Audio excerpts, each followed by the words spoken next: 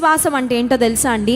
Stepping in to the unknown with a confidence that you have a God who is in control of everything. విశ్వాసం అంటే నీకు ఎరుగని దానిలోకి, నీకు ఎరుగని పరిస్థితుల్లోనికి, నీకు ఎరుగని స్థితిగతుల్లోనికి అన్నీ తెలిసిన, అన్నీ తన స్వాధీనంలో ఉంచుకున్న దేవుణ్ణి కలిగి ధైర్యంగా అడుగులు వేయుట.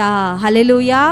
నాకు రేపేం జరుగుతుందో తెలీదు, రేపు భవిష్యత్తు ఎలా ఉంటుందో మనకి ఎవ్వరికీ తెలియదు. కానీ ఒకటి తెలుసు, అదేంటంటే నా జీవితము, మీ జీవితము, మన జీవితము మన దేవుని చేతిలో ఉంది. ప్రపంచం ఆయన చేతిలో ఉంది.